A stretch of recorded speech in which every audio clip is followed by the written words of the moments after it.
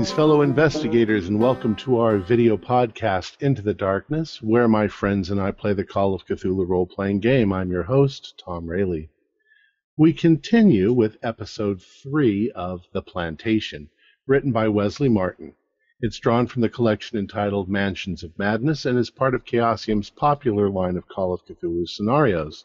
You can purchase a copy on Amazon.com if you are so inclined. Troy Wheeldryer is our game master for this scenario, and I will be giving the recap in the guise of Dr. Eckhart Brunner. And so, without further delay, the players are ready. Let us begin our journey into the darkness. Well, my friends, if it wasn't for the fact that I'm a medical doctor and am used to human effluence, I think this part of our adventure would have committed me into the hands of the caring doctors of St. Mary's Lunatic Asylum. We were traveling to the plantation of Albert Gist in the remote swamps of South Carolina to confront his brother's ultra-religious excesses. This we were doing, being prompted by the tale of a young boy, Joe by name, who had traveled inexplicably across the intervening states in order to enlist the assistance of Professor Gist. He made the claim that his sister was in some sort of danger from the professor's brother. We gathered our things and boarded the train. We noticed almost immediately that we were being observed. This was not the first time we had encountered the supernatural, but we were keenly aware that we were also quite prone to a certain level of personal paranoia, so we tried very much to ignore it as best we could. There was, however, one passenger who was most likely very much involved in what happened next. Perhaps the most surprising thing about our trip was the unexpected zombie attack. It had already been mentioned that voodoo may be involved, and voodoo carries with it stories of chickens, blood sacrifices, dark magic, and, of course, the enslaved dead. I sometimes think there is no actual randomness to the universe, because my good friend Volton seems to be the inevitable focus of dark forces. Perhaps he has managed to insult them, as he has so many others. The animated corpse was a big one, and we did our very best to keep it from killing Volton, but it was quite tenacious. Our new companion, James Murphy, was accidentally shot, but he was not killed. The undead thing eventually broke through the window and outer wall of the wagon, and escaped without taking Volton with him. I was surprised there wasn't more blood and gore. Then I tried to saw the leg off the thing. I would have liked very much to have a specimen for more close study. In the aftermath, I noticed an odd thing about Professor Gist. If I were to guess, I would say that Gist not only knows quite a bit more than he's revealing to us, but that he was actually jealous of his brother's supernatural accomplishments. We took James to the hospital in Charleston, where I sat with him and entertained him with stories of human mutilation and torture. His wound was not very serious, but it would be a couple of days before he could return to mobility. Grace and Volton explored Charleston, asking questions along the way. Most of the locals had a strong aversion to the swampland around Walterboro, especially the Gist plantation, and advised that the investigators avoid the area. They spoke of hellholes that swallowed people, but the local police said that when one considers the swamps and quicksand and gators, as the locals say, it's a wonder more people don't go missing than actually do. Volton and Grace returned later from their excursion with some small trinkets, a couple of voodoo dolls, and an array of weapons they felt necessary to protect us from the gators. Personally, it's the frogs I dislike the most, for obvious reasons. Awesome. Okay, so we'll go ahead and start at the hospital then. Obviously, Mr. Samus is not with us, so I'm assuming, Dr. Taylor, you've already kind of explained, your encounter with the suspicious-looking folks at the only Italian restaurant in Charleston in the 20s. All right, so if you guys wanted to kind of discuss your next steps. You actually, at the end of the last episode, said that it was now the next day. Oh, okay. And that we were actually heading down to the plantation. Yeah, and that James was up and we were going to meet the driver. Right, yeah. So, okay, so we'll start the next day then. I guess we're better armed now than we were before. Yes. All right. So for the Gators. So, against medical advice, then Detective Murphy is out of the hospital. Still weak, but is able to walk and seems to be, eager to get out to the plantation. So you all are introduced to Professor Gist's friend, Elihu Winsworthy. It's actually, he would have been a day late anyways, even if you hadn't been in the hospital, so it was kind of fortuitous. You guys kind of get the vibe from him almost immediately that he's a dilettante and kind of operates on his own time. Very finely dressed, definitely has kind of a stereotypical Southern gentleman kind of demeanor about him, but he drives a nice car. You guys notice that right away. Interestingly, it's not a Model T, which is the most common car in this area. It's actually an Anderson, which is an expensive touring car that's manufactured in South Carolina. So you guys will be driving in style.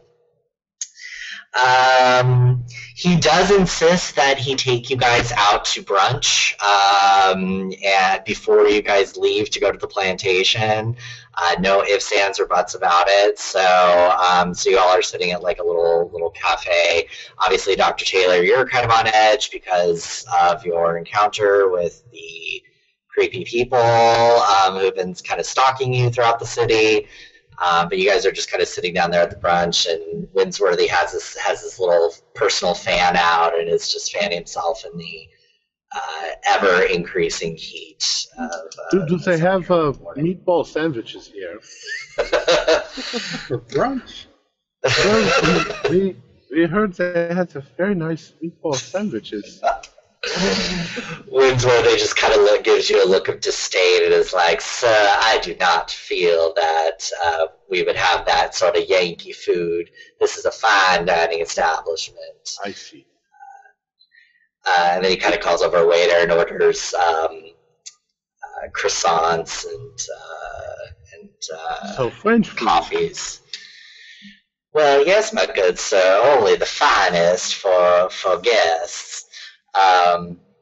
So tell me, what are y'all expecting to find out on that plantation there? Is Joe with us? Joe is still with you, yeah. Joe obviously is very distrustful of people like Winsworthy.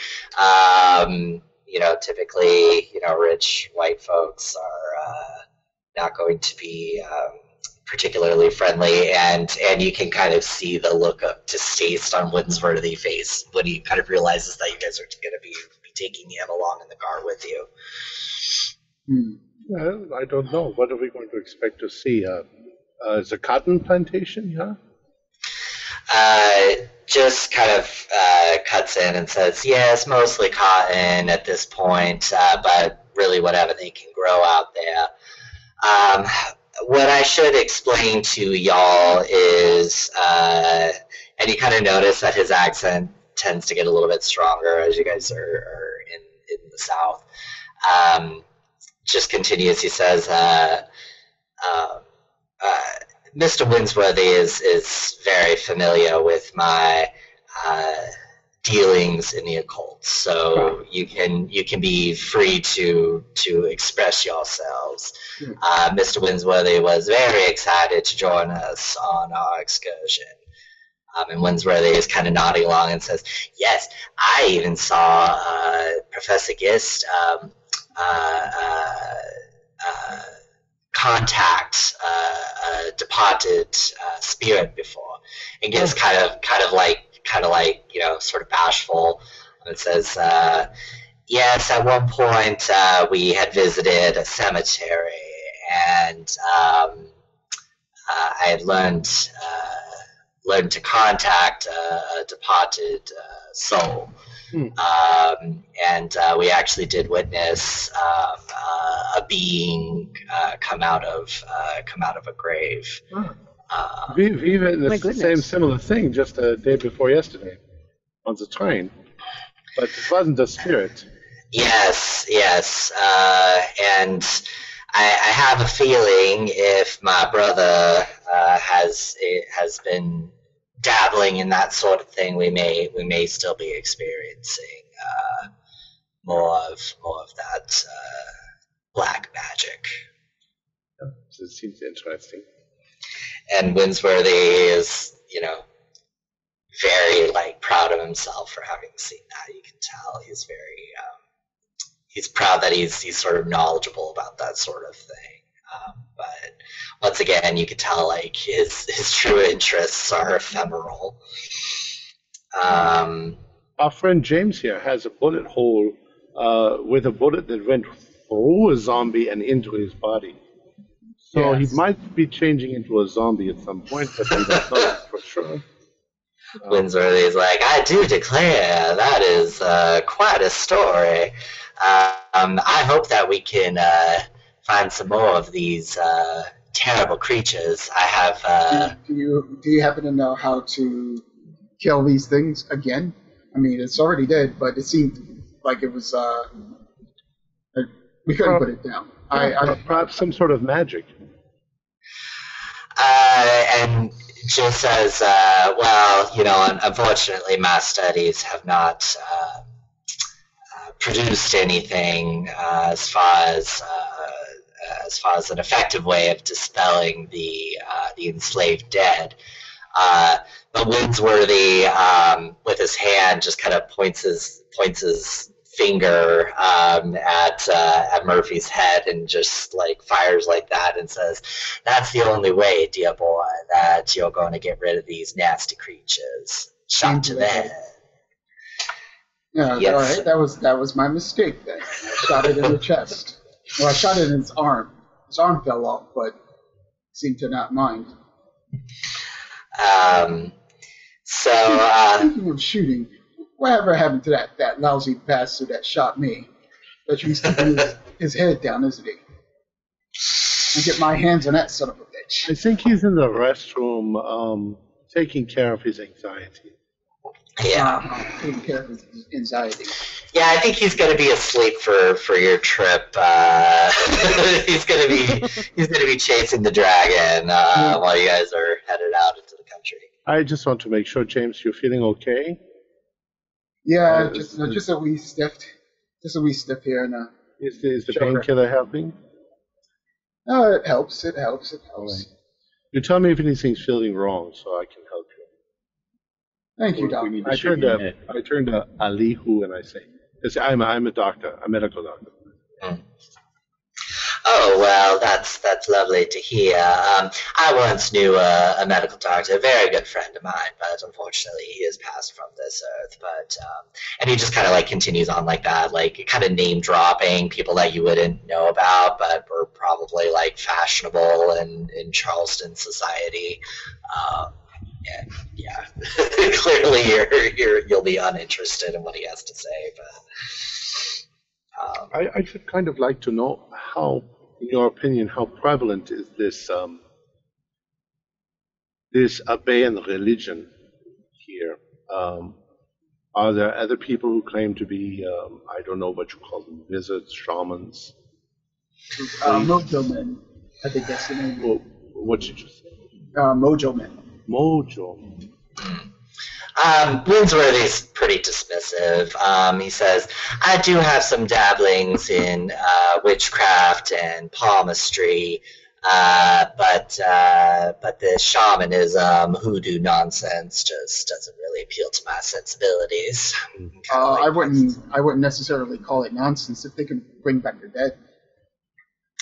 Well, sometimes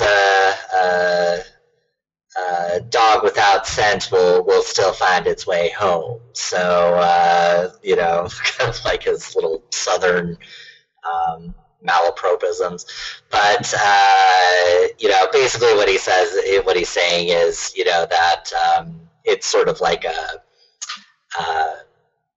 muddling down of like the real like occult or whatever. And so if you really want to learn more about the occult, dear boy, you need to go to the official sources.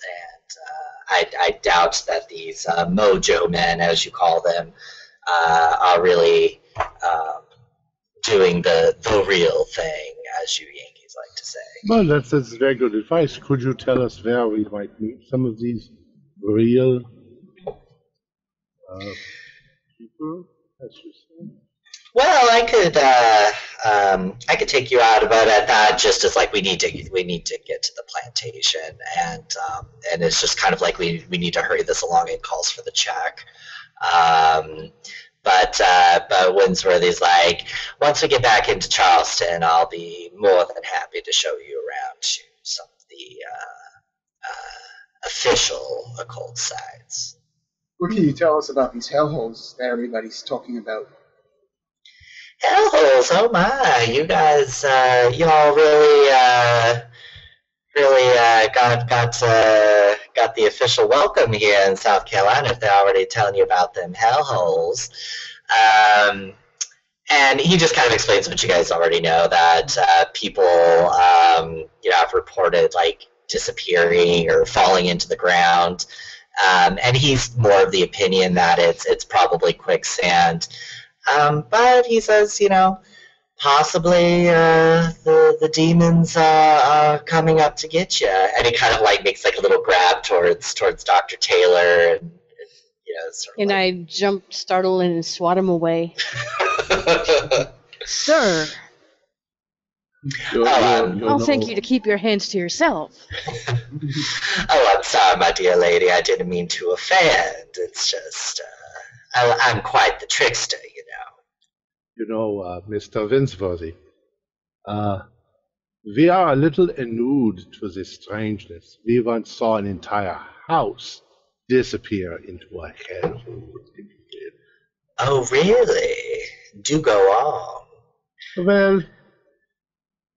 Well, perhaps later. You need to pay this. Yes, we need to get going. Any kind of Major D, garçon, like he, calls him over, and he covers the check, and it's very ostentatious. He writes a check and everything.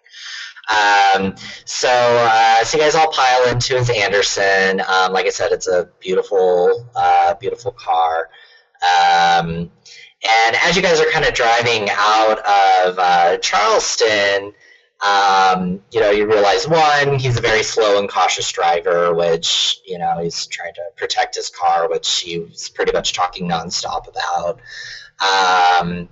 But you guys will stop by into Walterboro, which is about 50 miles outside of Charleston.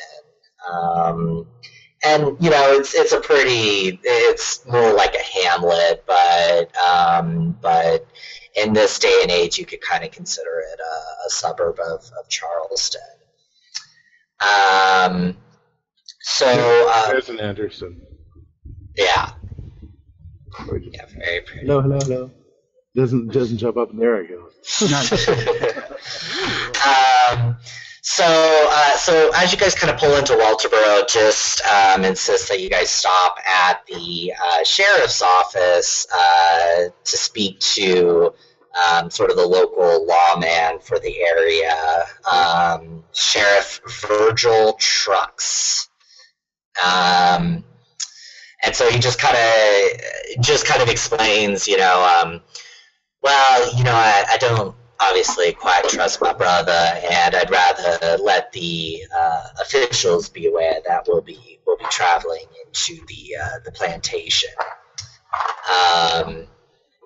So you guys kind of pull into the police station and get out, and Sheriff Trucks is there, and just kind of explains what you guys are doing and why you guys are. Well, he didn't say why you guys are going out there, but he just says that you guys are visiting the plantation just to kind of keep him aware of things. Do you guys want to discuss anything with Sheriff Trucks? Now would be kind of the time to do. Well, I introduce myself and I let him know that I'm a detective from Arkham, Massachusetts, and we're going to keep the law and understand that this is his jurisdiction. But if there's anything that we need, can we call on him?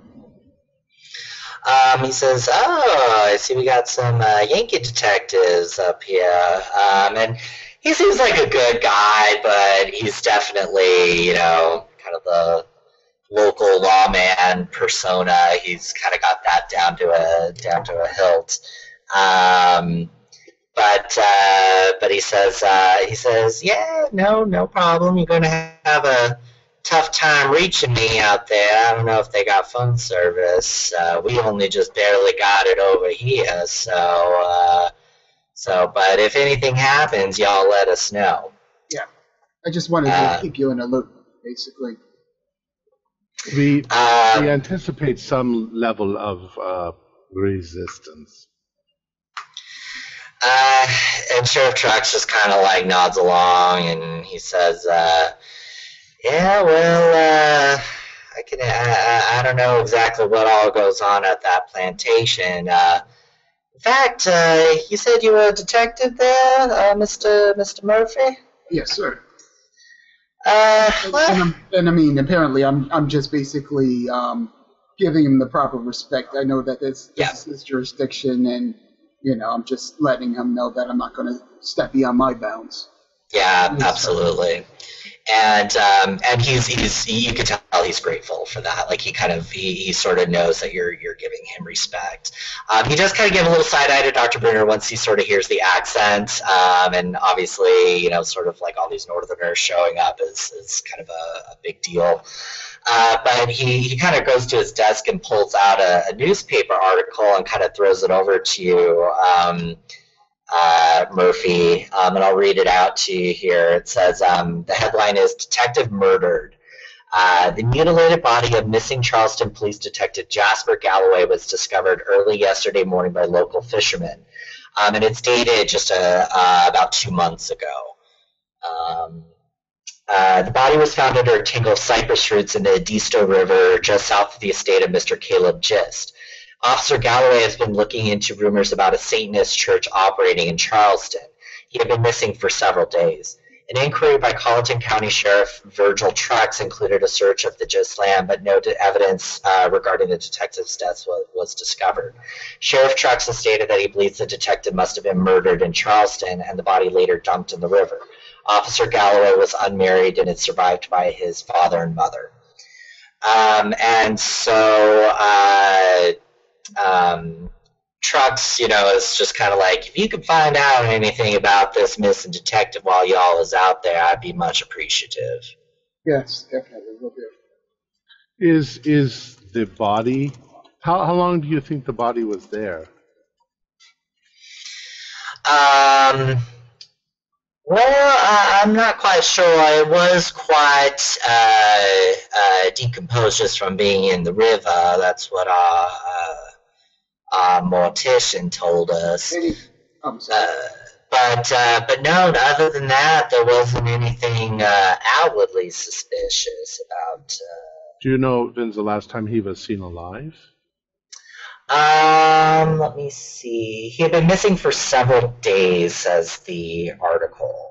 And obviously, because Trucks isn't in Charleston, he didn't know this police officer personally. But do we know if he was on a particular case? Was he investigating something?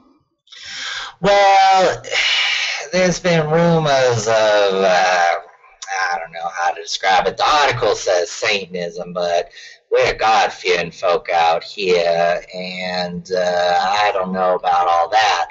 But that is illegal, and we got to investigate all the rumors we can. Now, the damnedest thing, though, is, and I've started getting my old noggin on this, if the man was, murdered in Charleston, why not just dump him in the harbor? Why dump him in the river where someone else could find him? That's just the damnedest thing to me. But, I don't get that. But, Well, there's something far more obvious. and what's that, Mr. Kraut? Oh, Bruna, I see. Yeah, I guess I'm a Kraut. We had a lot of boys die in that war fighting y'all. Yeah, I wasn't in the war. I was here during the war.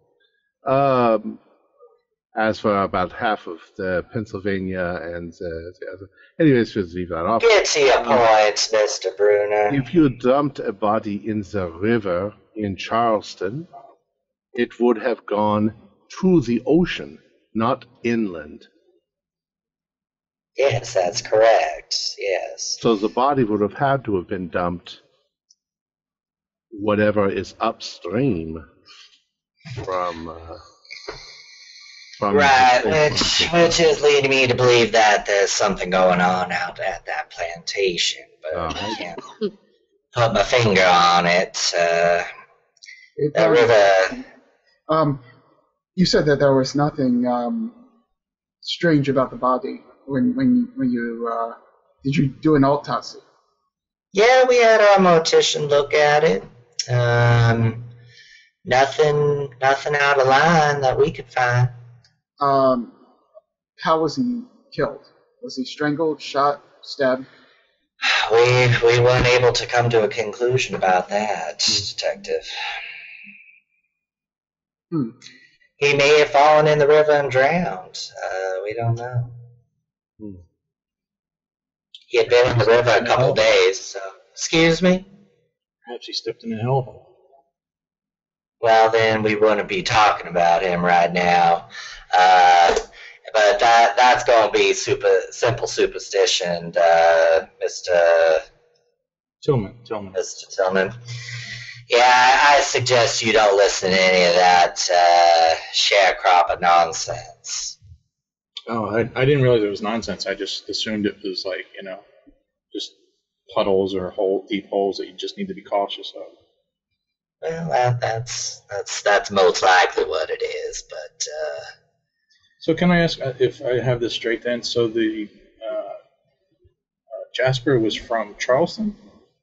Correct, yeah, he was a Charleston detective. And somebody tipped him to possible Satanists. Is that normal that somebody from Charleston would come all the way out here to investigate? Or would they have gone to you? Well, we don't have very much... we don't have very much in the way of detectives out here, and Colleton County is quite large, so we tend to keep our men close at hand if we need to, pull people out of them hell holes, as you call them.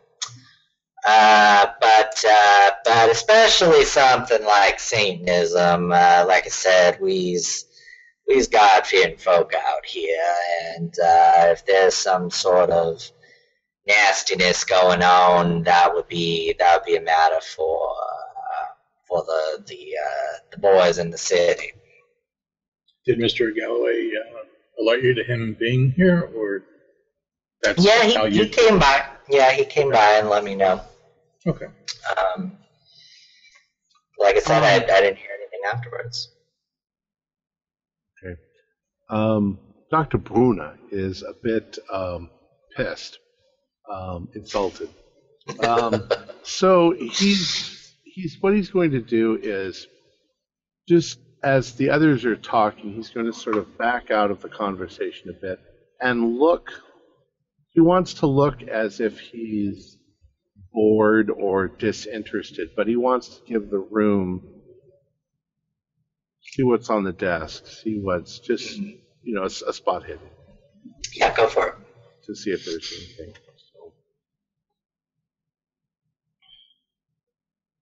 So, that's a pass. Okay. On the desk, you sort of see, normal things, magnifying glass, lamp. If, you kind of look into, sort of, let's say you look into like a filing cabinet. You're able to kind of get around and kind of look into a filing cabinet. Make a luck roll for me. Okay.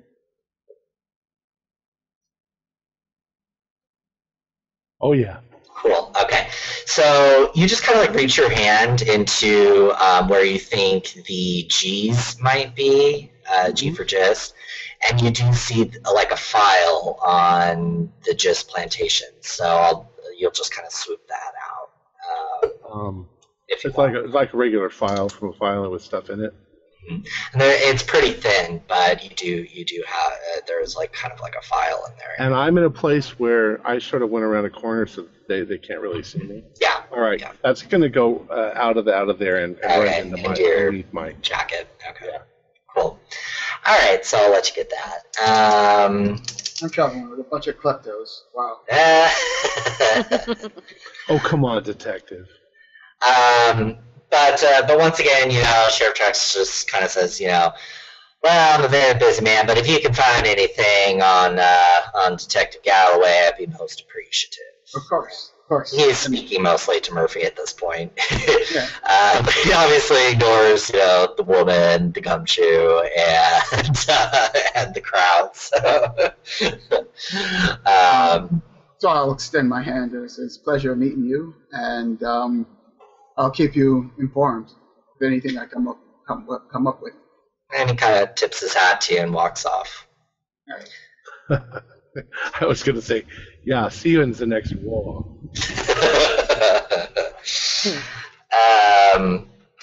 I'm sure we'll win that one. So, kind of on the way out of town, it's pretty easy traveling for about 10 miles. So, Dr. Berner, you're able to kind of look in the files there. I'm like, what I got. Voila. So there's a nice little map of the plantation on there. It's not. I was considering putting it up, and I'd have to black out some stuff on it, but it's not particularly useful. I mean, it's not a huge sprawling plantation anymore. A lot of it's kind of sort of the plantation mansion, and then sort of little huts, the sharecropper huts around it, and then the fields. But it kind of gives you an idea of sort of the lay of the land, so that'll be helpful. As far as there's little bits and pieces, newspaper articles in there, sort of about the rise and fall of the Gist family, which Albert Gist had already kind of explained to you guys. After cotton sort of plummeted, the farm kind of fell on hard times. You do find an interesting little article in there, and it's actually dated from 1825, so it's very old, but it's a little article. You see it in there. Voodoo Rituals Uncovered is the headline. A raid led by Captain Pearson of the Charleston Town Constabulary disrupted a voodoo ritual being held in the swamps to the south of Walterboro on the property owned by the Gist family. Interrupted was a slave ceremony involving non-Christian practices of worship. All participants in the primitive ceremony escaped into the swamp. Several of Captain Pearson's men were wounded in the assault. The raiders discovered odd paraphernalia including swords, flags inscribed with undecipherable runes, and human skulls. That's it. So you get creepy little article in the mix of that. But that's the only thing that you can really sense from it that would give you a hint as to sort of anything unsavory happening on the plantation. Besides, of course, the sharecropping and, essential slavery. That's almost exactly 100 years ago. Mm-hmm. Yeah, exactly. I'll turn to Albert and ask if he was aware of that story. To who? Oh, to Albert. He says, yes, well, I was going to let you guys know when we got a little bit closer, but there is a old Obeah stone to the south of the property. We tolerate the worshippers to go out there. It's sort of deep into the swamp. A lot of the practitioners of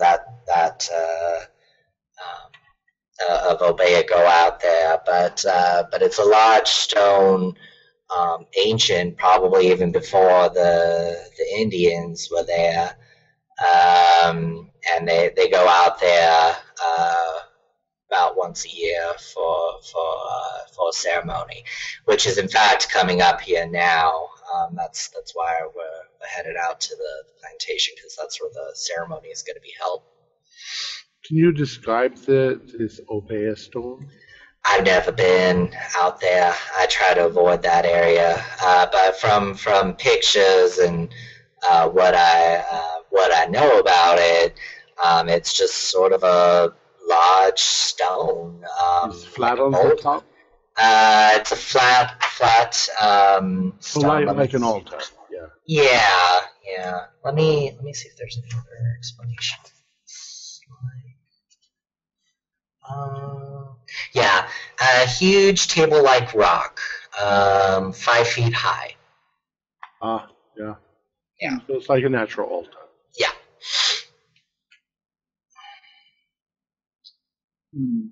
Would you know any more about, like, the practices in that particular time? Like, for an example, would you happen to know who maybe the head voodoo man or mojo man was at the time? I couldn't tell you that. I suppose if they knew that, they would have arrested him. Well, right. They tried to. Yeah. The reason why I'm asking is this person who's heading this particular ritual could be the descendant of said man. Perhaps. People kind of come and go on the plantation when they're looking for work. It's very strange that Caleb has a mojo man out there now. We've never had someone like that out on the plantation as far as I've been aware. I thought that Caleb was the mojo man. No, there's another. Yeah, Caleb's the brother. So he's doing the ceremony, but he has a mojo man on the. That's what Joe had told you, is that there's another man on the plantation right now. Mojo. Yes. So you guys are driving sort of out of Walterboro. Winsworthy, kind of suddenly, there's all these little dirt roads kind of heading off the main route there. It just turns south onto seemingly random dirt road, and it kind of grows narrower and narrower as you guys are heading out. Soon after that, you guys are just in swamp. Really, it's just this little dirt road that's slightly elevated above sort of this brackish, swampy water around you. Giant cypress trees shrouded with gray hair like Spanish moss tower up out of the water to overshadow the road. The air is humid, fetid. You hear a lot of sort of soft sounds, in the swamp around you. Any frog croaking? Lots of frogs, you better believe it. Winsworthy, is definitely driving very carefully. He's trying not to get his car too mucked up, and he kind of mutters. that's rolling deeper into the swamp every year, I swear. And he's saying it's been years since he's been out on the plantation, probably since when Albert was out there. How does Joe look at this point? He's pretty. He's getting pretty spooked. But he's just been quiet. He hasn't been talking at all. But he's just kind of sitting there quietly. I'll ask him if he's all right. You all right, lad? Yeah, I'm all right. All right, we're going to get your mother and sister back. Not gonna let a little thing like a bullet stop me from helping you out, kid. He kind of smiles and nods his head. Oh my God, we left Fulton back in Charleston. Yeah. I just realized. Don't worry. He's in the trunk. He's in the trunk, switching off his. I didn't see him in the trunk. His medication. I'd like to know a little bit more about the relationship between Albert and Mr. Winsworth. How do you know each other? How are you friends? Let me see if there's any other kind of explanations about them. Let's just say they were like school friends. Yeah, they just kind of like knew each other. They're both, educated people. Obviously, Winsworthy stayed behind in Charleston because he likes being, the big fish in a small pond and has sort of the dilettante air about him. But once again, they both kind of share an interest in the occult and sort of like otherworldly knowledge. So they've kind of kept in touch as Albert's like sort of done his own research up in Arkham. He's sent back little snippets to Winsworthy. Winsworthy obviously eats them up with joy and passes it on to his little circle of, friends, sort of in the old Southern aristocracy. But you can also tell that there's kind of probably like a financial relationship there too. Like I'm sure, Winsworthy sends him, checks to fund his research, because, obviously Albert isn't getting into the money from the plantation. So he supplements his income with that sort of thing. So there's sort of like a mutual interest there.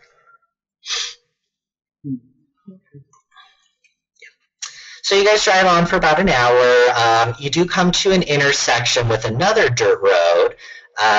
You do see a cotton gin on one side of the intersection. On the other side is a large tin-roofed building. The building is rectangular, wooden, unpainted, with a large porch. Outside, there's two white men wearing overalls playing horseshoes. There's a gasoline pump. Winsworthy kind of drives into that. On the porch, there's a kerosene pump as well. And Winsworthy, kind of knows that this is the last chance for gas. And it's the Gist General Store is this sort of faded, cracked sign on the building. Why don't we just get a bunch of tanks and put them in our trunk? Yeah, that might not be a bad idea. If you can fit it in there. I'm not sure if you guys have any more room, but I'll nudge Walton and get him into the Albert, I am quite surprised. The general store is named after your family. Your family owns more than just the plantation, yeah? Well, it's been here for years, and that's our cotton gin over there. It's not far to the plantation. But, Dr. Bruno, I'm not sure if you kind of know the economy of the plantation. Essentially, and he's kind of at a loss for words on how to say it, so Winsworthy kind of chimes in and says, Well, these poor sharecropping folk don't have much else to go to out here for supplies, so why not control the county store, too? They got nowhere else to go. They can't walk through that swamp. Except for this little one here. I don't know how he got out. It kind of looks to Joe. But kind of in the sharecropping economy, a lot of times the plantation owner would own sort of the general store too, charge exorbitantly high fees, and that feeds into the sharecropping economy. So yeah, that's where he keeps them. Well, yeah. I don't say that out loud. I'm saying it myself. He Right. keeps them enslaved. Yeah, exactly. Yeah, so that's sort of the system here. So once the car stops, Joe jumps out. He thanks Albert. He kind of just sort of looks to him a little bit and says, "Thank you, sir." And he thanks the rest of them, and he kind of says to you, "It's best I've not been seen coming into the plantation. Master Caleb's men's going to be looking for me, sure enough. My house is going to be the one with the blue painted door. I'll be looking out for you." And he kind of turns to kind of walk off, or run off, really. Should we go after him and No, protect him? nobody knows this place better than him. He'll get himself nice and lost. He says, Where he wants to be. I'll be getting in touch with you all later on this evening or tomorrow. And he kind of stops and comes back. He says, is there some sort of signal I should be looking for?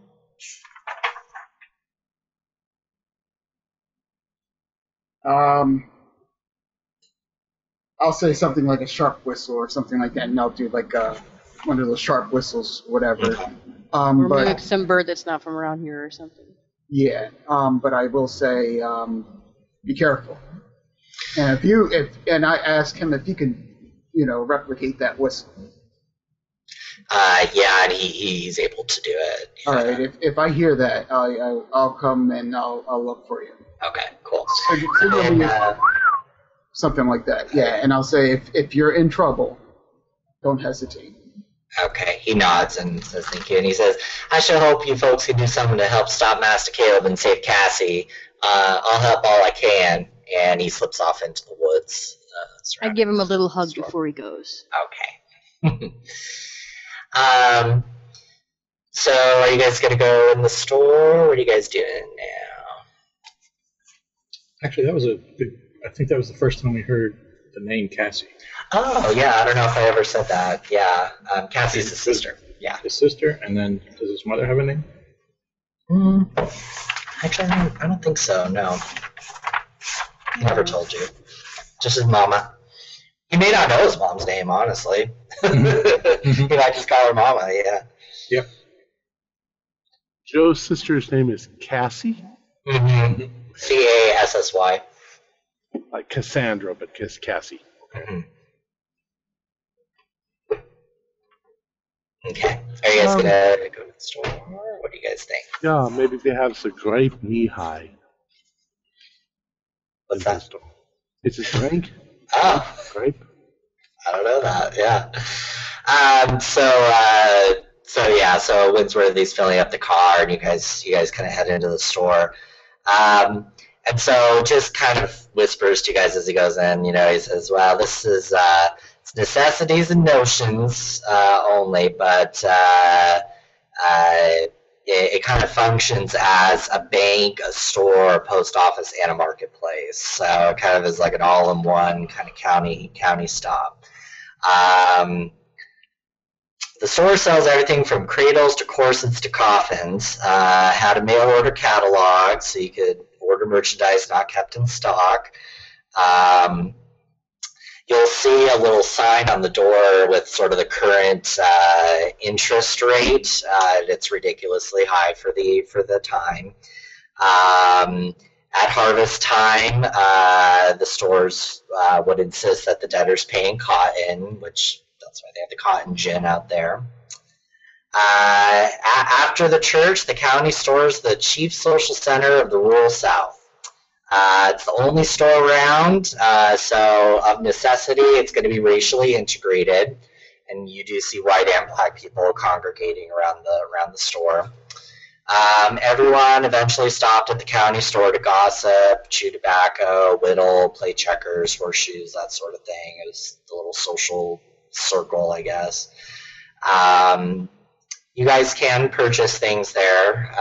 They do accept it, but don't pay in credit because they won't let you do that.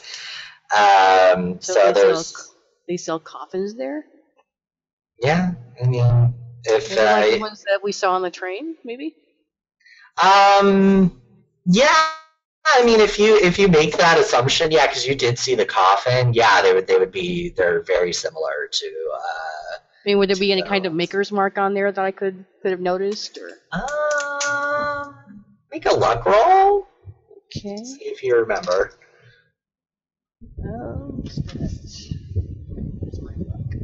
Yeah, I made it. Cool. All right. Yeah. So you do see a little the county store's brand. They branded onto the wood. You recognize it. So it's probably where they got the coffin from. Ooh. Okay. I will share this information with my peers. Yes. Okay. So inside the store, you guys encounter a number of men and women. They're obviously staring immediately at you. All the activity stops. Sitting to one side of the counter, talking to some of the sharecroppers after the shock kind of, fades from seeing all these Yankees come in. You see a tall, cadaverous black male of indeterminate age. He's wearing overalls, a well-worn but clean white shirt, steel-rimmed spectacles, and a straw hat. He carries around with him an enormous Bible. The other persons in the store, white or black, treat him with respect. And Gist kind of points out to you guys that that's Reverend Hilson. So as soon as Gist kind of enters the store, Hilson kind of stops what he's doing and looks up and kind of just gives you all sort of a little glance and kind of rests his eyes on Gist. And you can tell that there's bad blood there, like they don't really get along. Just, obviously knows him pretty well. They've known each other for years, but there's bad blood there. Professor Gist kind of like comes over and introduces Reverend Hilson. This is Reverend Isaac Hilson. Reverend Hilson, these are my friends from the north. We're visiting the plantation. Francis is preacher of local fame. He's a very wise man. Hilson, is cordial. He shakes all of your hands, bows his hat to Dr. Taylor. He's cordial, but there's obviously a chill in the room. The attitude of the room has definitely changed since one of the Gists is in the store. He does. Hilson asks you guys to come sit with him though at the little checkers table, and the people who are playing there kind of like immediately depart as he walks up. I'm sorry, Miss Reverend Hilson. Did I hear your first name was Francis? Isaac. Isaac. I'm sorry, I misunderstood. Oh, that's quite all right. Do I detect a German accent on you? Yeah. But just like the great Martin Luther. Yeah, it's like Martin Luther. Mm-hmm. My family, though, has been in the United States for over 25 years. He kind of nods his head and says, "Yes, I memorized all 95 theses." You did? Yeah, you can tell he's definitely an educated person. He definitely has like a different air than the rest of sort of the sharecroppers that are around. He's kind of a different style. Yeah. So I take it that you are Protestant of some denomination. What denomination? Well, I certainly ain't a papist, and the rest of the kind of sharecroppers laugh around him or whatever. he says, yes, I believe that Jesus Christ is Lord and Savior, and that all non-believers will perish in the pits of hell, if that's what you're asking. Ah. And he says, speaking of pits of hell, I wanted to speak to all of you. I do not urge you to go to that pit of Satan. And with sort of like a, reverence, like preacher's sort of like, attitude, he sort of gets into it. In God's name, don't go to that pit of Satan. Excuse me, sir. He says, there are things being meddled with there that ought not to be allowed. Some powers are best left alone. Should a man value his soul? And then he looks at Albert pretty pointedly, and it's like, continue, my German friend. If a man has God on his side, why should he fear anything? And he kind of chuckles. Yeah, he's like, we are here to prevent the dark forces, my friend, not to help them. He chuckles and nods his head. He says, are you a man of God, Mr. Bruner? If you are asking me if I am a reverend, no, I am not. But I am a Christian. Yeah. And he shakes his head and says, all right, well, here's the thing, though. The things of the evil one don't work for people. Never have, never will. And Caleb Gist, and even Mr. Albert Gist over there, they know that too. And they ain't gonna work for you. So if you feel like you can get rid of that evil in there, more power to you. I've devoted my life to ridding Satan's doings on this earth. And if you feel like you have the power to do what I've been trying to do for the past 50-odd years, be right to it.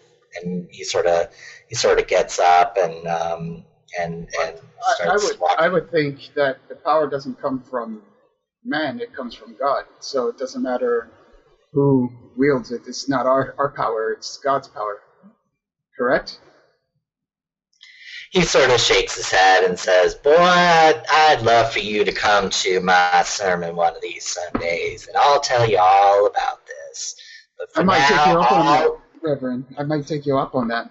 For now, all I need to tell you is stay away from that goddamned place. And the rest of the sharecropper's going to shake, kind of clap. Well, it was nice meeting you, Reverend. Says it was a pleasure meeting you. I hope I get to meet you again, and that place of hell doesn't suck you even deeper into its claws. I say privately to Grace, I'm like, yeah, he's been trying for 50. He has to do something about it, and all he does is talk. I just chuckle quietly. Maybe if he went in there and did something about it, like we're going to do, then this problem wouldn't be here. Exactly. Well, the way I see it, he's been trying for 50 years. Somebody's got to pick it up for him. And yeah, I don't think he's that's been us. trying. I think he's been talking for 50 years. Okay. I don't see any bullet hole wounds on him. right, James? That you know. Do you have any other business at the county store? Or should we continue on to the plantation? Could I? I'm going to wait like just a few seconds for the Reverend to get out of earshot of like everybody, and I'll just kind of run up behind him and say, "Excuse me, Reverend. Can I ask you a quick question?" And he kind of turns around and says, "Yes, my son." I was just curious. We were told by the sheriff that somebody had called the police to investigate possible Satanism. By any chance, was that you? And I understand if you don't want to tell me that, but he says it was one of my parishioners. Yes. Okay. Were you aware of that? Like, did you help them in any way, or you just let them do their own business? I gave the detective some information, what I could. essentially what I just told all y'all. That he should stay away from that place of sin. God will tear that place down. You mark my words. And he does say, though, that he's been trying so long to get people away from that plantation, but it's been so difficult that at this point he's pretty convinced that the plantation itself is like hell on earth, and so God doesn't have sway over that area. Like, it's to that point. So he's trying the best that he can, but he says the force is a man and the force is a god. I don't know if anything can wrest that place into sanctity. And he says, excuse me, I'm very tired, and he walks off. Sure, thank you for your time.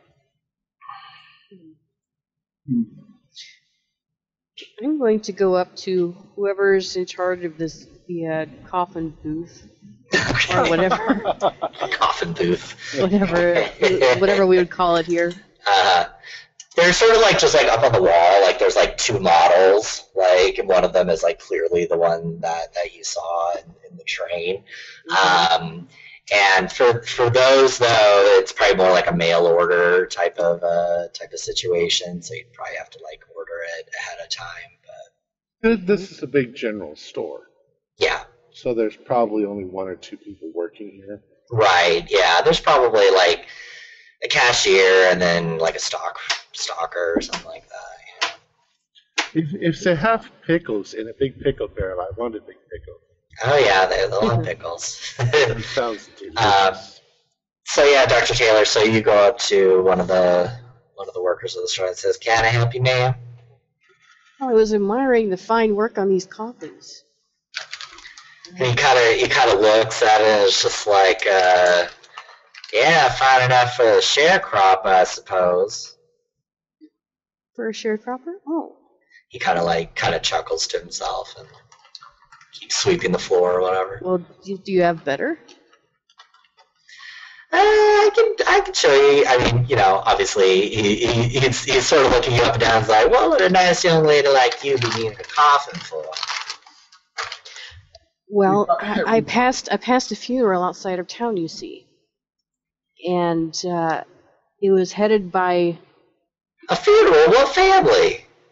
Oh, I don't know them. But the man leading the the procession. I wonder if you might know him. And I start to describe our zombie friend on the train. Oh, and watch for a reaction. No reaction. He's like, I have no idea what you're talking about. He's trying to rack his brain, and he's like, but seriously, what family's having a funeral? We should know about this. We're the only store here. Why haven't they ordered their coffin yet? So no one has gotten any coffins from you lately? Well, I won't say that. We get regular deals with coffins. And he's still looking at you and he says, "Well, what do y'all need with the coffin? I don't understand. Y'all from out of town, clearly." No. I was just admiring the fine craftsmanship. And he's like, all right, and he just kind of Is anybody else in the store reacting when I give the description? No, not that you can tell. Okay. Well, perhaps I was wrong. Have a nice day. He's like, damn Yankee fools. Whatever. Oh, wow. Okay. I tried. All right. Anything else? I'll grab a can of pipe tobacco. Some of their finest pipe tobacco. Oh yes. Yeah, that they have plenty of varieties of in this neck of the woods. Okay. So you guys drive along. As you're driving, about a mile or two on, you guys reach the Edisto River. It's a broad, murky river. What's the name of it again, please? A disto. It's E as in Edward, D-I-S-T-O.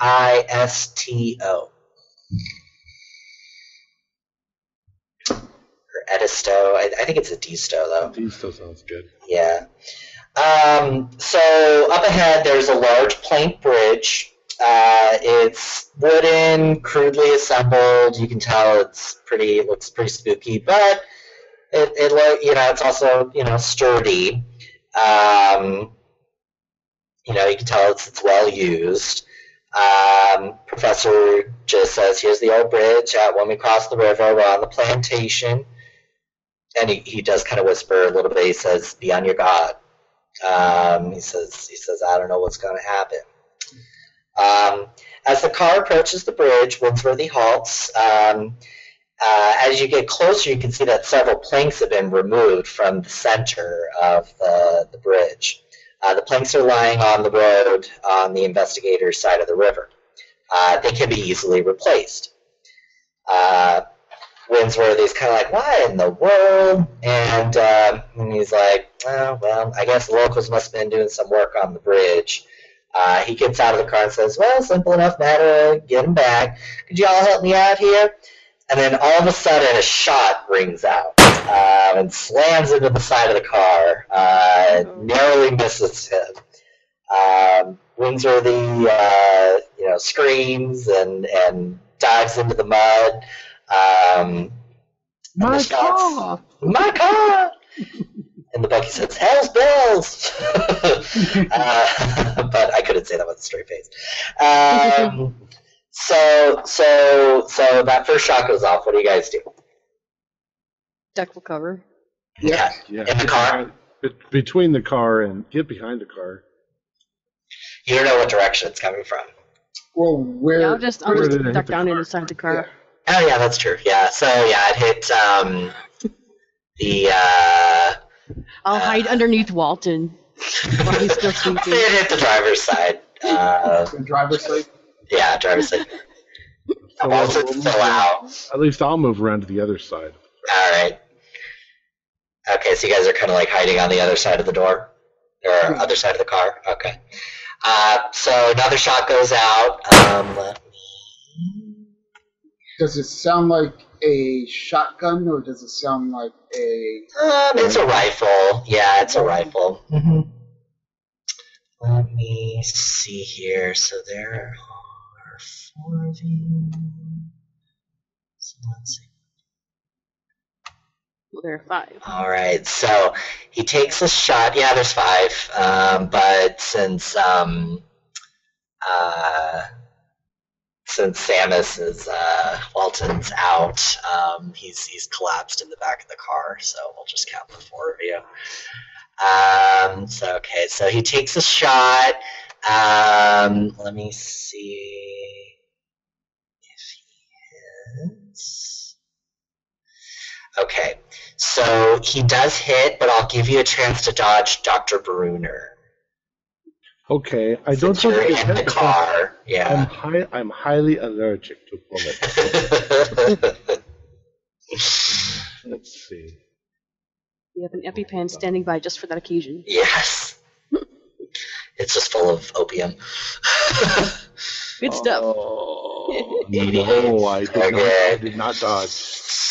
Okay, so it smashes through the window. Well, the window would be down at this point, actually, because you guys are in the swampy disgustingness.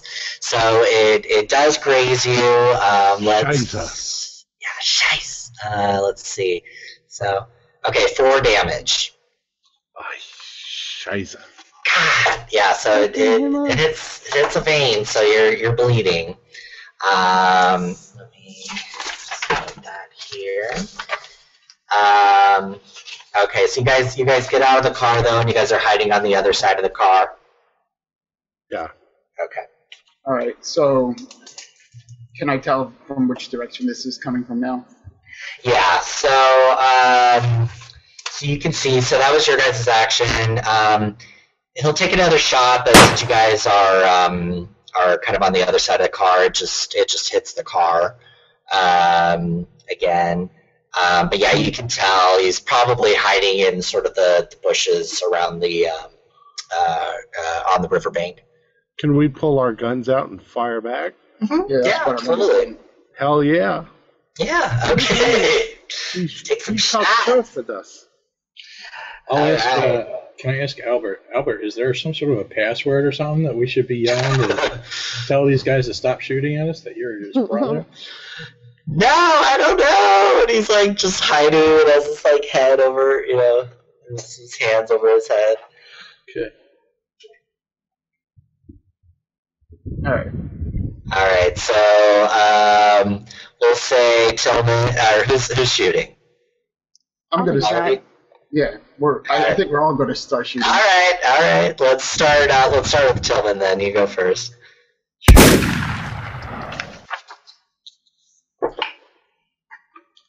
Ooh, 19. 19. Okay, cool. So let me see. We're all shooting with little handguns. Grace is going to pull out her shotgun. Susan. Betsy. Betsy. Big Bertha. Okay, so you fire. So you fire into the general direction. Go ahead, Murphy and Taylor. You guys can make your shots too. Do I see my target? No, you guys can't see him at all. You're just kind of firing in the general area where he's at. I was going to take a round to aim, but I can't aim at nothing. And no, I miss. Nope. 42 out of 30. So after you fire your shot, Tillman, a shot goes out and then it goes silent. The shot ricochets off. It goes into the woods. It goes silent. So there's no more shooting. You guys wait a few minutes, and it's silent.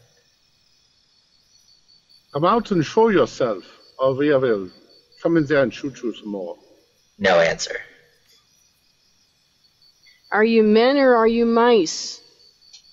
I don't think the mice can actually fire the guns. Doc. Must be very big mice. So Albert kind of gets up, and Winsworthy's like getting the mud off of him, and says, "What in God's name?" And they both kind of start heading over to the area where the shooting was coming from. I'm going to tend to the doctor. Okay, go ahead. I can tend to myself. It's not a bad shot. It's just blood. Okay, so do you want to go ahead and do medicine on you? Yeah, I'm going to. I've got my thing in the car, so Okay. I'll patch myself up. Do you want me to roll? Yeah, go ahead. Just get that over with.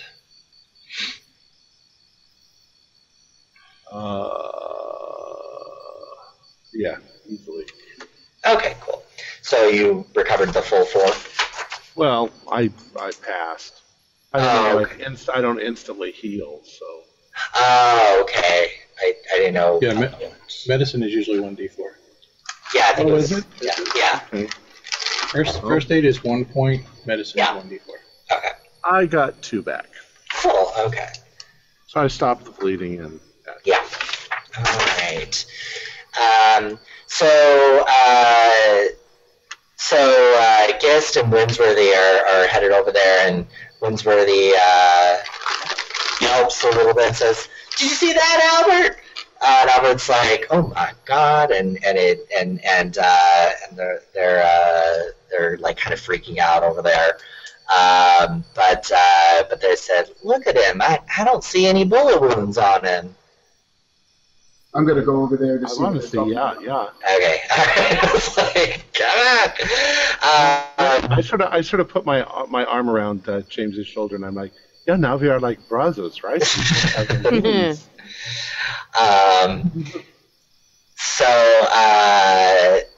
as you guys are kind of walking up, you do see the body of the sniper, and you see his gun there, his 22. You want He got shot with a 22. Yes. So you can tell just based on his clothes, he's sort of a lower class white guy. No bullet wounds? No bullet wounds at all. So go ahead, Dr. Bruner, do a medicine roll. Okay. I want to specifically see if maybe he took some poison coming around his lips. Or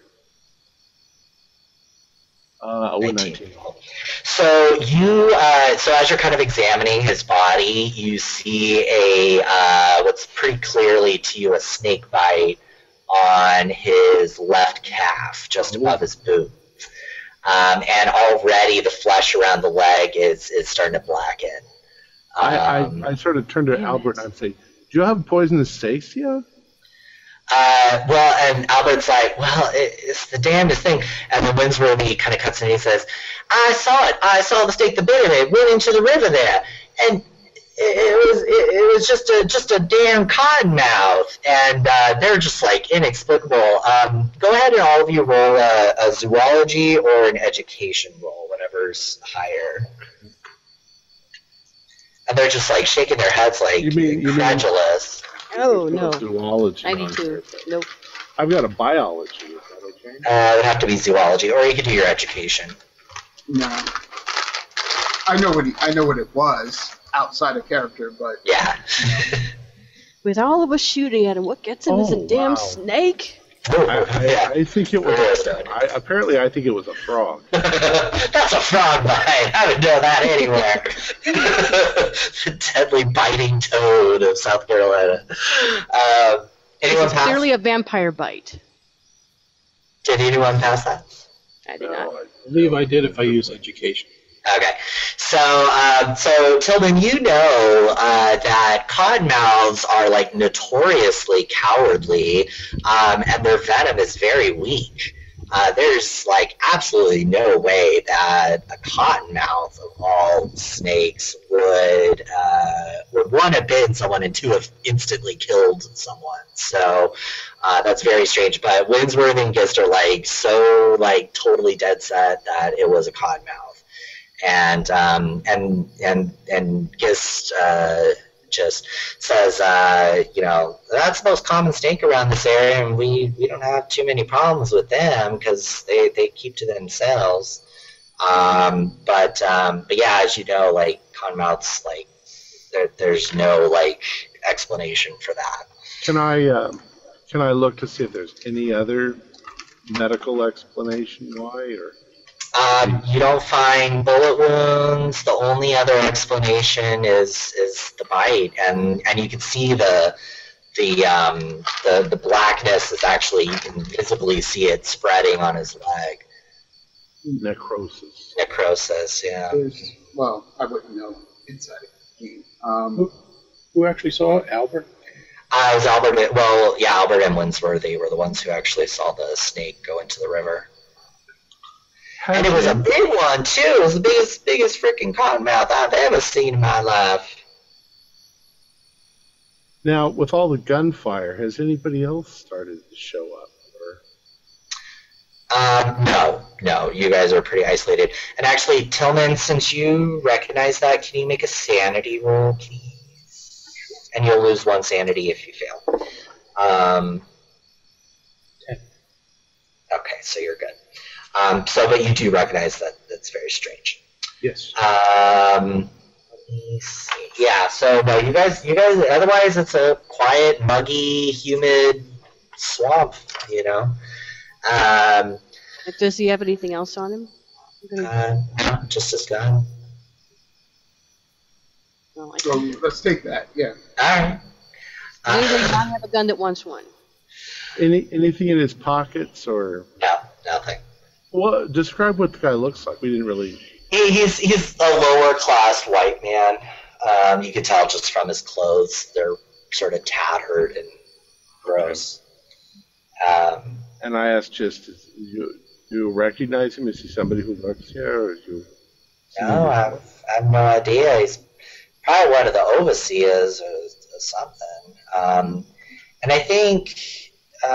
Was it you, Murphy, who shot the guy back at Albert's house? Yeah. So you don't recognize this guy, but he's dressed similarly to how those guys are dressed. So he's probably like an overseer or something like that. I'll relay that to the group. Yeah.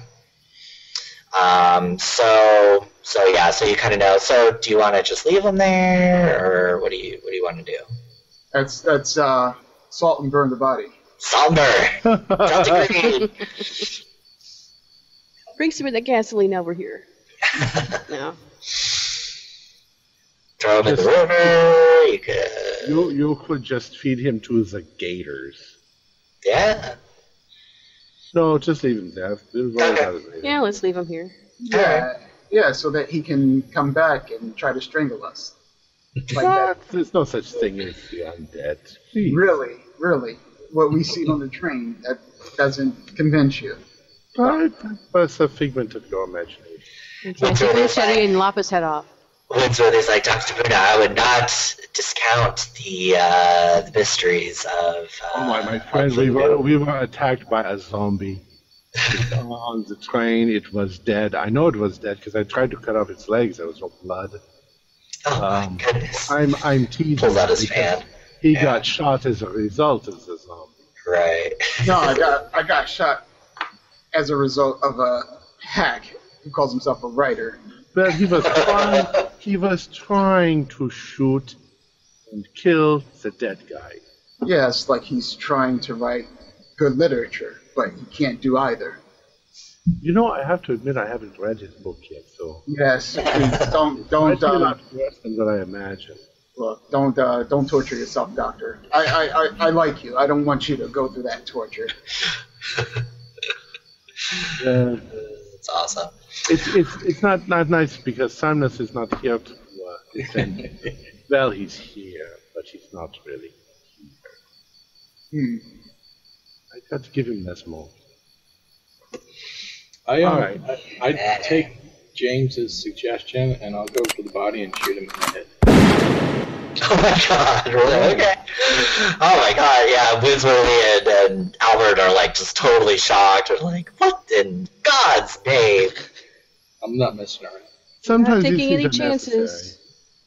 Is there anything? Winsworthy's like, what kind of Yankee scoundrels did you bring down here? Is there anything unusual about the brains or the blood or anything like that? Oh god. Do you want to examine the viscera? The brains? Yeah. Yeah, of course I want to, but I know we don't have all the time in the world, so... You can, yeah. Winsworthy is gonna like almost faint, and then I just want to see if there's anything unusual or weird or... No, nothing that you can tell. Got a jar you can plunk it into and take it with visuals, us? yeah. Well, he just wants to see if the blood is actually Clotting. You know, Yeah, I mean, it's probably like clotting or whatever. Grace has a good idea. I could add it to my collection. Oh god. No, So Albert's like, come on, y'all! I need help putting these wooden planks back on the bridge. We need to get a hustle on. Okay. Yeah. So, the planks were taken away so the sniper could shoot at us. That makes complete sense. Yes. So if we come to another place where there are planks missing, you know what to expect. Yes, absolutely. How many more bridges like this are we going to be crossing? Yeah, good. No, we're on the plantation now. So after we cross the bridge, it's just right around the bend here. And it only took us 3 episodes to get here. Yay! All right. What does she mean, episode? Episode. Dr. Taylor's losing it. The heat's getting to her. Oh, maybe you're right. I need a drink of water. Are we breaking the fourth wall already? Oh no! What fourth wall? What? I don't know. Yeah, it says. What fourth wall? I don't know. Are you drinking again, Doctor? Like Deadpool. Deadpool? What? Oh, it's an inside joke. Okay, so you guys replace the planks on the bridge easily. Cross, no problems. So you guys are on the other side of the river. It's swamp, but then you guys slowly start kind of getting elevated up above the swamp, and then you guys are sort of on sort of a lowland area. Let me see. see if there's anything else. So you do pass some crude shacks, rotting sheds. See thin women and children sitting outside in the heat. Professor Gist just is, oh, it's just so unfortunate, the lack of proper nutrition and hygiene around these parts. It just breaks my heart. And you guys keep driving. So you guys are, up on sort of the higher elevation. Before them, you see a large riverside plantation dominated by a house on a hill. And then you see the little sharecroppers' huts sort of dotted all around. There's some outbuildings, you can tell, like barns and other buildings like that. And then further south is the actual cultivated fields. And they're I think it's like May right now, so I don't think it's close to harvest time, but you can see it sort of in the distance there. As you guys are pulling up, Winsworthy says, "Well, here we are." The house was obviously once, magnificent. It's a beautiful southern architecture. It's 2 stories. Large screen porch completely surrounds the ground floor.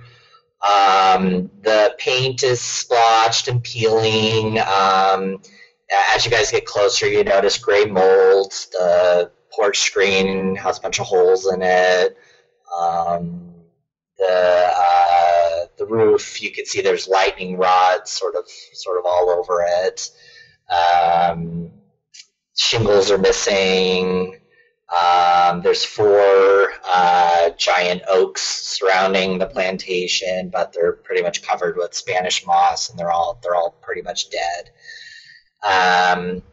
200 yards downhill from the house is the little hamlet of shanties and tin-roofed farms. Most are in poor repair. Some of them are just totally collapsed. As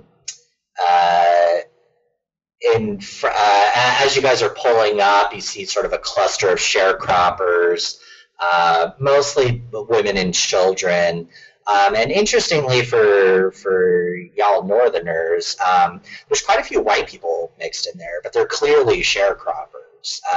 So, there's it's mostly black people, but there's quite a significant population of white people that have been kind of screwed over by this system too.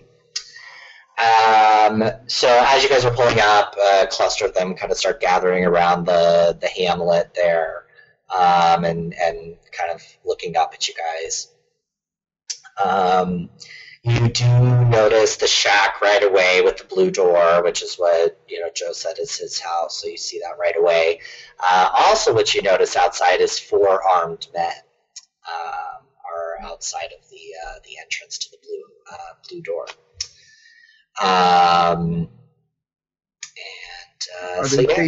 Are they facing towards the door or towards us? They're facing out. They're facing out towards the hamlet. They take note of you guys, yeah, for sure. But they stand at attention. So you guys show up late in the afternoon. It's a warm, humid summer day. Caleb, as Albert points out, is standing on the porch of the mansion. He's waiting for you guys. Next to him is an aging black man dressed in sort of a tattered butler's garb, and a maid standing next to him, who's also black. And so as you guys kind of pull up to the entryway to the plantation, he kind of comes down to greet you, and the butler starts taking out your bags. How's the exchange between Albert and Caleb? So,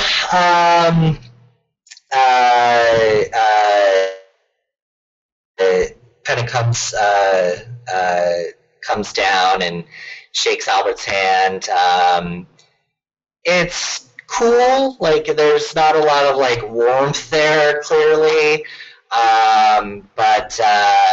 But he says, Caleb says, how about y'all come on into the house? We'll give you a proper greeting. I wanted to greet y'all here personally, since my staff is unfortunately thin these days. And the butler's already like taking out the bags and bringing them into the house. So I think we were already greeted down by the bridge. I don't know why we've been suddenly so, oh, hi, Caleb, how are you? Yeah, no. Did you say that too? No, I'm just like, I'm okay. saying this to the other people, like, Yeah. what the hell? Yeah, so it's very strange. It's a very polite greeting. He actually bows to all of you, and you know, sort of puts his hands out and is like, "Welcome to the plantation. Come on, let's come on in. I have iced tea waiting for you inside. Let me show you some Southern hospitality. Let's get out of this heat." Yeah, don't drink the Kool-Aid. Cool. What is this? So, how are you guys kind of behaving at this point? Are you? I'm looking at the armed men. Are they dressed the same way as the one that we met earlier? Yeah, baggy clothes, tattered white, beaten up shirts, you know, tattered slacks, for lack of a better term. They're pretty like emaciated, even compared to like the sharecroppers. You know, they're not like hardy in hail or anything, but they got big guns.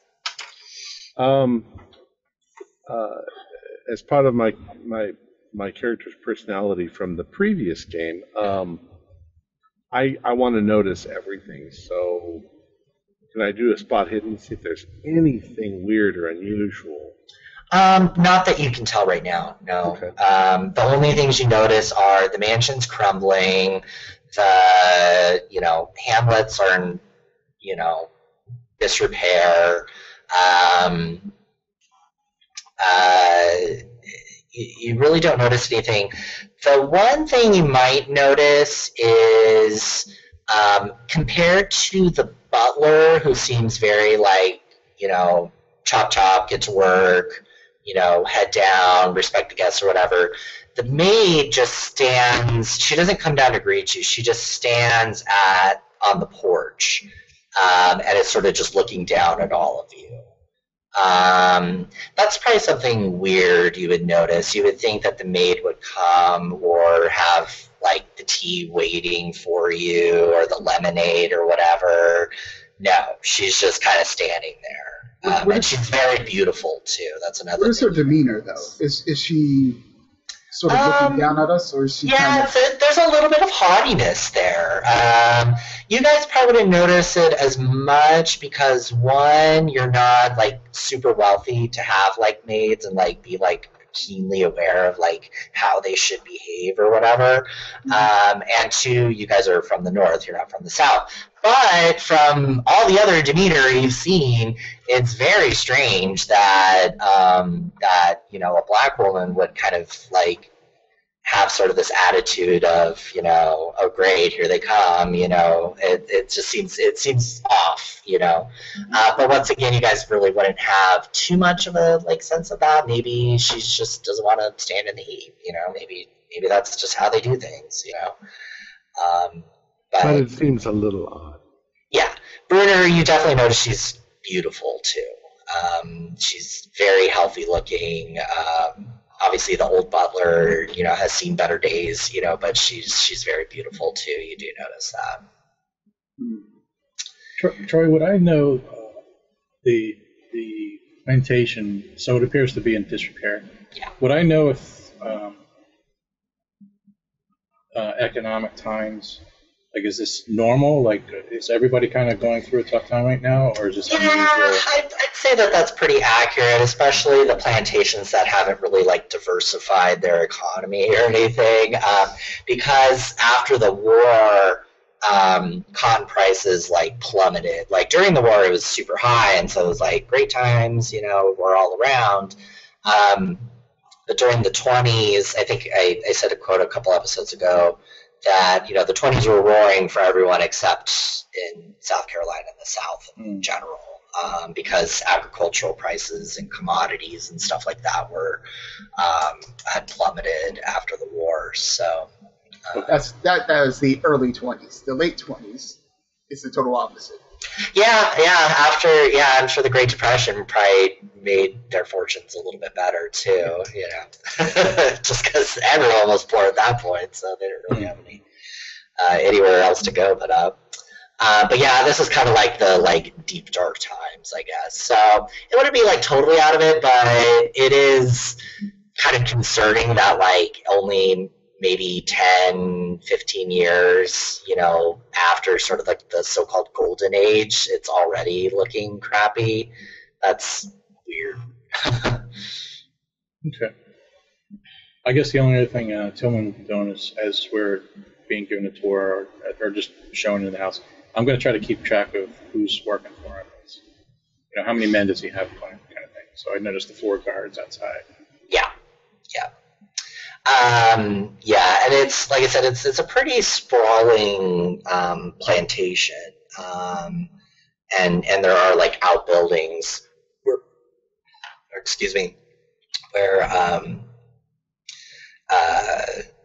overseers and stuff could live. So, but as far as you can tell in the house, it's Caleb and his two servants. So. Okay. So how's your guys' attitude though right now? I know, Dr. Bruder, you're kind of skeptical of everything. Yeah. So your demeanor's a little bit more Harsh. Okay. What about the rest of you? I'm just quiet and pretty much taking in everything, cataloging everything in my mind, basically. Are any of you displaying weapons? I have my firearm in a holster, the shoulder holster. Okay, but Dr. Taylor, you're not carrying Betsy. Susan? Well, would I have a case that I would keep her in, or? Yeah. I'd say. Or are you just gonna be having it over your shoulder? Or, no, probably not over my shoulder, but just subtly carrying it with my baggage or whatever. Okay. Tillman, are you? Because I don't want to look overpowered to these people. Oh, I see. Okay. Yeah. I have mine here. If I need it. It's concealed though. Concealed. Okay, so everyone's is pretty concealed. Okay. All right. So that's fine. So as you guys kind of go inside, they have there is electricity in the house, so they do have a little ceiling fan going in there, a couple of ceiling fans. So it's a little bit better inside, not by much, but Caleb kind of escorts you into the sitting room. And bids you all to sit down. And as you guys are kind of walking up, he's sort of he lifts out his hand for a handshake to all of you. Of course, he bows to Dr. Taylor. But if you shake his hand, it's very a clammy, kind of dead fish, elegant kind of handshake. Very, it's very aristocratic kind of. I don't shake his hand, and when the moment comes, I just sort of say, I am sorry, I have a terrible phobia of germs because I'm a doctor, so I don't shake hands, but thank you. Well, doctor, you're around germs all the time. It seems like you picked the wrong profession. Yeah. Kind of chuckles. The maid laughs too, which is interesting. She kind of laughs along with him, which is kind of off. And Albert, says, "Now, Caleb, calm down now. These are guests." He says, yes. Ellie, be a dear and go get some iced tea and lemonade for these poor hot folks. And she goes into the kitchen to get the iced tea. Does she seem to act any differently towards me than towards the men? That's a good question. I don't think you've been around her long enough, so we'll do that here in a little bit. But I'll have you do a psychology roll here in a bit. We'll table that. Caleb kind of says, "Please introduce me to your associates, brother." And Albert, introduces all of you, and says, "Oh my, Lady Doctor, I do declare." Yes, we have all kinds of strange things in the north, don't we? Yes, I suppose you do. And kind of looking at him, he does wear a very, very nice suit. You can tell it's like freshly pressed. It's a white suit. His tie's in good order. His hair is a little rumpled. You do kind of notice that, but it's almost in like kind of a roguish way, like very Gone with the Wind, kind of, I guess.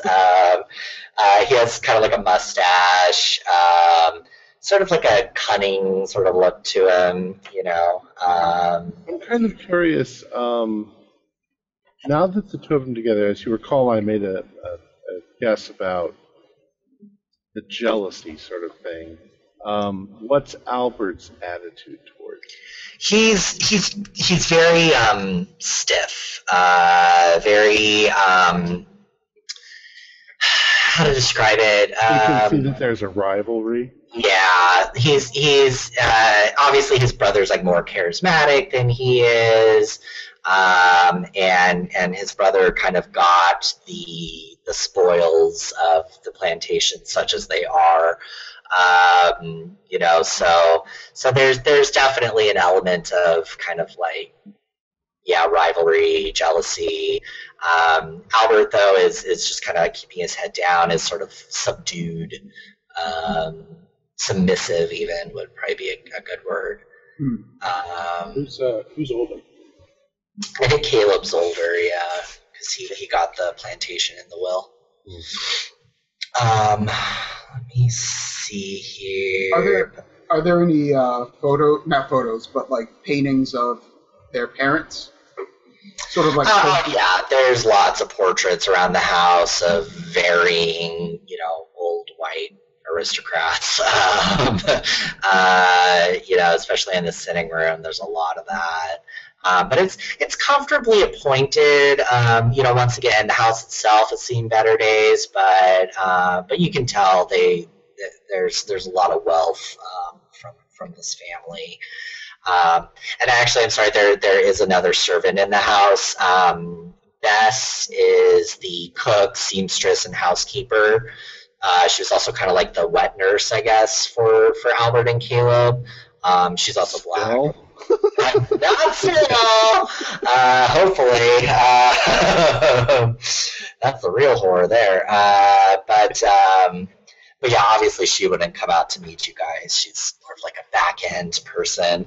And Ellie, the maid, comes in with your guys' iced tea and lemonade and kind of sets it down.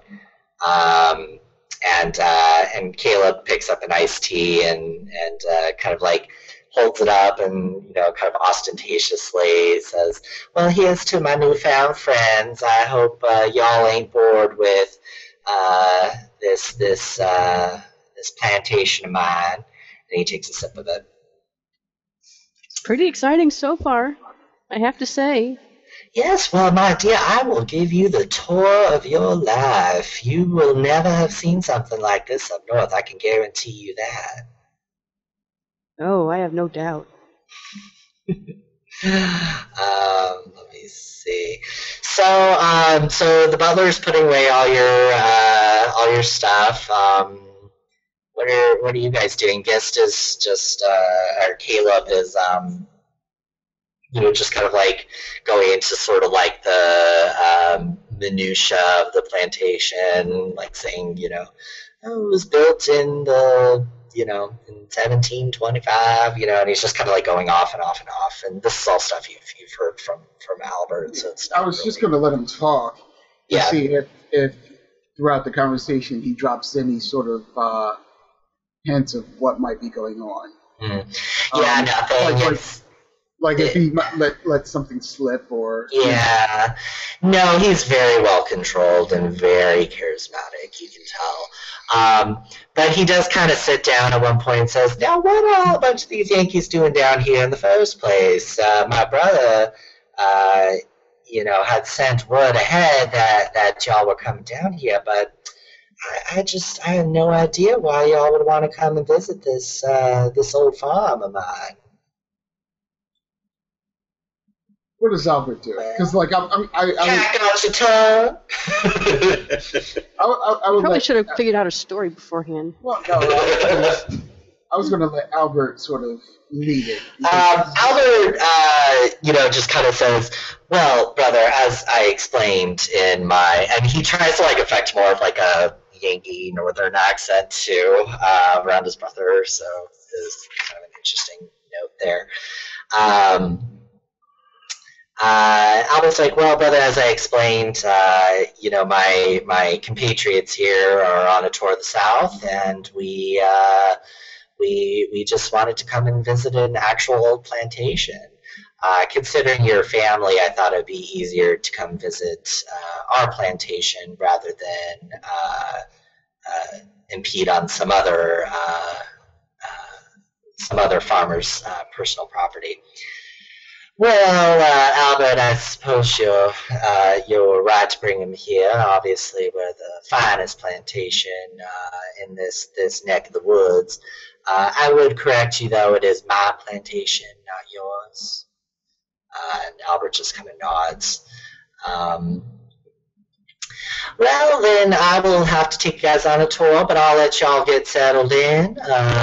Y'all can go up into your rooms. I believe old Ben there's already placed your belongings in the rooms there. So you guys will kind of go upstairs. Any places that are off limits with crazy relatives locked up in the rooms? Do you actually say that? No. But I keep my eyes open. Eyes open. Okay. Do any of you drink the lemonade or iced tea? I did. Okay. I made sure I smelled it and there wasn't almonds. Yeah. Nothing you could smell. Yeah. Nothing. Oh, great. That's Nothing. No. Awesome. There's nothing. There's nothing suspicious about it. So iocane powder. Fortunately, I built up a tolerance to iocane. Yeah, right. I did make sure that Caleb drank his first. I sip it. Yeah, I did see him sip it. We All didn't see him right, sip yeah. it. So as you guys are kind of walking out, Caleb finishes his iced tea and sets it down. You can tell he's a little peeved that you guys didn't finish your drink or whatever, just because it's rude. But I was hoping for a little bit more than just iced tea, but. Oh, really? He comes up and says, well, I got just the thing. Come on over here, Detective Murphy. And he shows you to his well-appointed bar and fixes you up a mint julep. All right, this is a bit more like it. Thanks. Well, yes, just let me know, and let Ellie or Ben know. They'll make you a fine one as well. After all, this is the South. We believe in hospitality down here, unlike in the North. But let me show you all to your rooms here. So if you guys go upstairs, this house isn't as crazy as that damn house. Well, I was actually 5 different ask, floors. And, I was going to ask if we went through, is there any hint of any kind of occult paraphernalia? Nothing at all. Nope. No candlesticks with odd little symbols on them? Not that you could tell, nope. It just looks like what you, as a northerner, would imagine a southern plantation to look like. I'll leave it at find the that. secret library. I'll leave it at that. So So you guys go upstairs and to the, let's see how it goes. So to the left, there is, that's weird. Okay, yeah, so to the left there's the bathroom. There's 3 rooms on each side, so it opens up. It's like an open air, sort of like second floor that kind of like curves around. So on the right-hand side, or left-hand side, there's the bathroom, Caleb's room, and another room. And then on the right-hand side, there's so there's only 3 bedrooms up here. So Gist and Winsworthy are going to be in one. We can fit, let's see, so I think Walton's still passed out. So maybe we'll just let him sleep in the car, I guess. So we'll... He wakes up, why am I so stiff? So we'll have, how about Tillman and Dr. Bruner in one room. Grace, you can have your own room. Yay. And then they'll fix you up one of the couches downstairs for Murphy, if that's okay. Or would you rather sleep in have them put up a cot in the That's fine. second bedroom? The couch. That's fine. Yeah, Gist apologizes and says, back in the day we would have had another separate guest house set up for y'all, but unfortunately that collapsed in the storm a few weeks past. So, I can sleep on the couch because Murphy was recently injured, and my! Well, he looks quite healthy to me. What's that hider stock? No, doctor, you can take the bed. I'll take the couch. Don't worry about me. And Dr. Bruner, I noticed you got a Band-Aid yourself over there. You're wrapped up on your arm. What's that? It's just superficial accident. Oh my! Well, that's too bad. He kind of smirks. Okay. So, It's just a. Do we flesh notice wound. this? oh yeah. Just yeah. a flesh wound. Yeah, just. Flesh wound. Oh, I see. Well, I hope it That guy heals. don't always That's change. fine. I've got plenty of iodine and hydrogen peroxide if you need it. Thank you. I also have. So you guys kind of get set up in your rooms there. So yeah, that's upstairs. Downstairs, it's just a dining room, living room, a study, a bathroom, and the kitchen. That's it. So do with that as you will. Giz says, I'll let you all get freshened up and just come on down and we'll start the tour. All right. Is there a master bedroom, I guess, for Caleb? Yeah, Caleb has a master bedroom. Let me see. So, Edward, I think that in the middle of the night we're going to get up and we're going to turn this place upside down looking for anything we can find. Absolutely. So we will only wear our socks. I know that's very unconventional, but we don't want to make noise. Mm-hmm.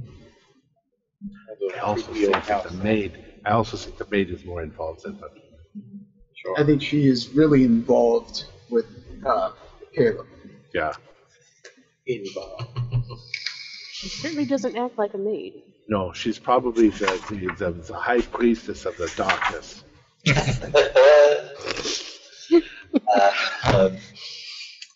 Okay, so you guys get all ready and cleaned up.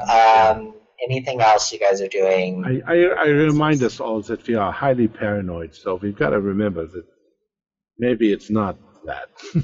But I'll basically change my bandage. It's hot, sweaty, and Yeah, you're gonna want to replace that frequently. Yeah. Well, I have Press's wound. Yeah. And I'm gonna sleep with my Derringer under my pillow Okay. and my shotgun under the mattress. Awesome. Okay. Kind of uncomfortable sleeping there, I guess. Oh no, it's an excellent bed. It's excellent bed. Yeah. Hardly feel a thing. But to know the story as the princess and the pea. That's for You're- princesses. You're the princess owns Winchester. Oh, yes. There we go. Okay. Don't tell my wife I called you the princess. Oh, no. My Because lips are I have to call her the princess. Oh, of course, of course. Which is odd because she's really the queen and my daughter's the princess. But whatever. Okay. So as you guys are kind of getting ready, the butler comes upstairs and says, Master Gist is waiting for you downstairs to take you around the plantation. Yeah, she come downstairs. Okay.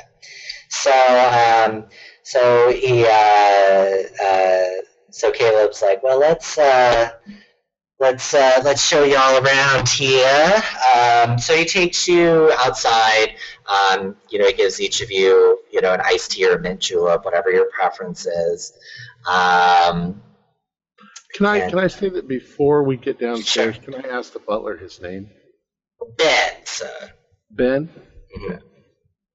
All right. Thank you. Does he have the same haughty attitude as the maid, as Ellie? No. He's much more subdued. Clever.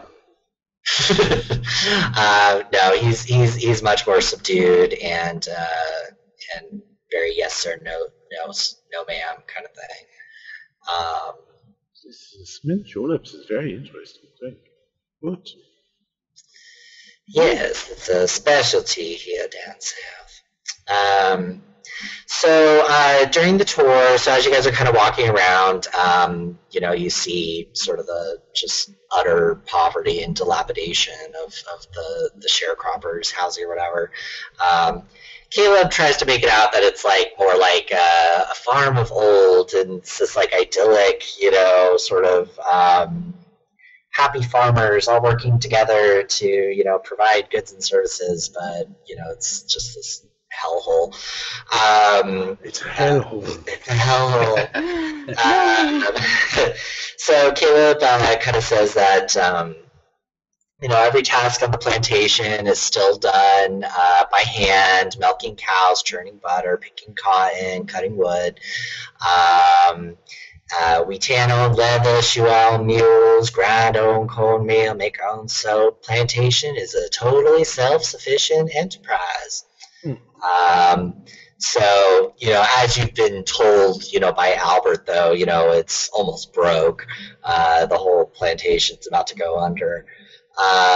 He points to the windmill. He says it was built during the prosperity of the Great War, so that's probably where they spent most of their money on, was building the windmill.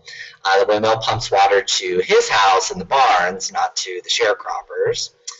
You see mostly cornfields, deteriorating farm buildings, and you guys are pretty bored. It's pretty boring and also sad, just seeing these poor people having to work their, work themselves to the bone.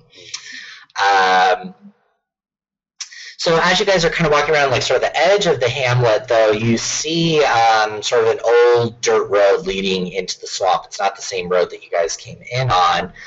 If you guys ask about it, it seems to be in pretty good repair compared to some of the other dirt roads that you guys saw. Caleb says it actually goes down to an old dock on the river, but it's no longer used and all grown over. The swamp quickly reclaims its own. I'd urge you to stay out of the swamp if I were you. We got lots of snakes and gators around these parts, if you know what I mean. But as you can see, the road actually seems in pretty good repair, so it's a little odd that he's saying that, but maybe maybe it gets worse as it goes down, who knows. But it just kind of leads off into the swamp, and you can't really see where it goes to. So we'll leave it that you guys are sort of back at the plantation after sort of getting the tour around it. And it's sort of early evening, and dinner's getting ready right now for you guys. Did he lead us past the house with the guards? He notedly kind of like avoided that. So you guys weren't able to really like pass by the blue door house. You more kind of got like the circumference of the plantation. All right. So what's for dinner? Does he have a library on the inside of the house? Yeah, there's a study. Mm-hmm. What type of Taking a look at that. yeah? What type of books does he? There is also, I kind of glossed over it, but there is a room upstairs that is unused. And, but Caleb, had mentioned that it's in a state of disrepair, and there's a large hole in the floorboard, so it's perfectly unsafe, if you ask me. I would not want to put you into that situation. Oh, of course. Wouldn't dream of it. We are completely familiar with unsafe rooms. Yes. Mm-hmm. Okay, so you guys are at the plantation. I will say this. As part of him, giving us his hospitality, I will give him a gift. And the gift is volumes 1 and 2 of. Awesome. Nice. And he kind of takes this as well. As a reader, I'm very grateful. And he seems to be appreciative. Yeah, it's supposed to be a bestseller. Does they tell a little bit that about right? stories? Is that right? Well, I will read it with pleasure. He sticks it into his pocket. Right. Yeah. Okay, cool. Good. Because I was going to stick it in the trash, but. Awesome. So, are we going to end it there? I think we'll finish it there. Yeah. Well, our players included Kim Smeltzer, Jeff Wilkins, Wayne Worthy, and myself, Tom Rayleigh, with Troy Wildryer as the Keeper of the Secrets. Our games are played using traditional tabletop methods with music and sound effects added in post-production in order to create a richer listener experience. Our musical intro, entitled Drunkard's Lone Child, was performed by Clifton Hicks and is being used by us with his permission. You can find his music on his website, cliftonhicks.bandcamp.com, and you'll find a link in the description below. This is Tom Rayleigh inviting you to journey with us once again into the darkness for another adventure into the universe of H.P. Lovecraft and the Call of Cthulhu role-playing game. Until next time, good luck and good gaming.